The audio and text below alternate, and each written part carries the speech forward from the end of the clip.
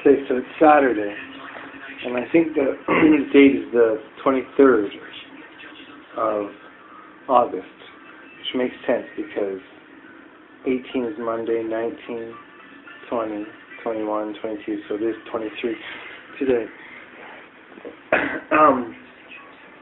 It's about 7 o'clock. I'm in Lyon. Things are really strange, and I do actually have inside of me a strange new kind of courage or something like that, and I've just sort of discovered it. So the thing is that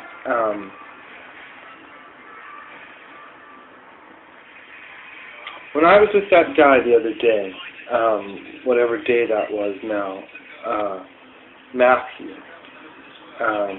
so that the first day, he seemed to me to have a reasonably calm and professional manner about him. And then the next day that I met him, I found myself saying to myself, you know, he's nervous. Like I had the feeling that maybe he was even going to run away at one point. And that he was, I felt like there was something that he was doing that was making me feel excluded. Like he was lying to me. And he didn't want to look at me in the eye. And he didn't talk anywhere near as much as he did the last time. And when we went into those estate agents and he asked for apartments, he was like, it didn't matter where it was, what it was, they wanted to see it. And that's pretty much for me the sign of someone who's desperate. Now, I've discovered from the conversations that I've been having that there's definitely something wrong, something that would take me a long time to explain. But, you know, they told me that they could and they would help me get an apartment. And so, for some reason, that first agency isn't going to accept what they want to put down as a guarantor. And instead of like negotiating with them, they ran me. Matthew takes me out, takes me to these 3 places, like I'm stupid. Now I realize that like he was taking me there because like I was incapable of taking myself there. That's how he sort of treated it. And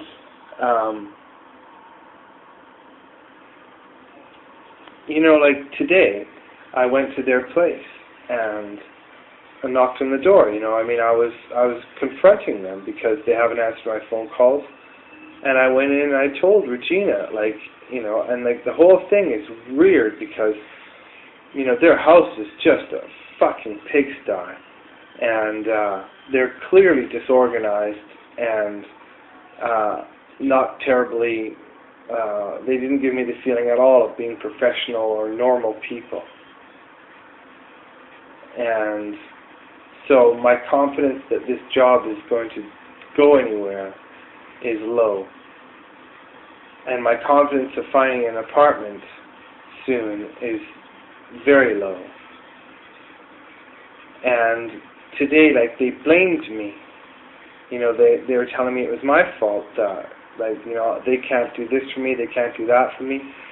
And I said to them, you know, like, it was just, you know, I found an apartment and I had agreed to take it, and on Thursday night, I said to that guy on the telephone that we will take that apartment, is that what you're telling me? And he said, yes, and we'll meet in front of that bureau, the office of that lady, and take it. And then, you know, so there's something really wrong in there. And then his behavior next was really wrong.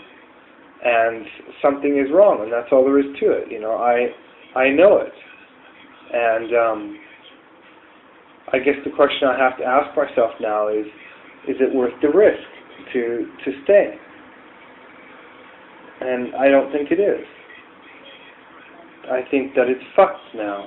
And I think my best bet is to try to find legal advice and recuperate the money that I've lost, and then get back to Barcelona and, you know, rough it out for a couple of days or weeks until I find somewhere, and then get my act together. And, you know, I liked it better there, and I don't know.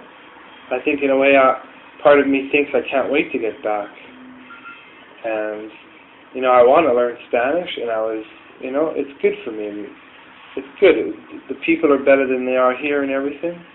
And ultimately, what would I have spent? You know, somewhere around 1,000 euros. And arguably, it wasn't even my money. And I guess the real thing that's standing in my way is that I took a contract on the telephone. And, you know, and really I need to go into the bank, and I'd like to get to the dentist, but that'll probably be impossible. And then I'm just going to go. I'll go to a Spanish dentist. And that's it.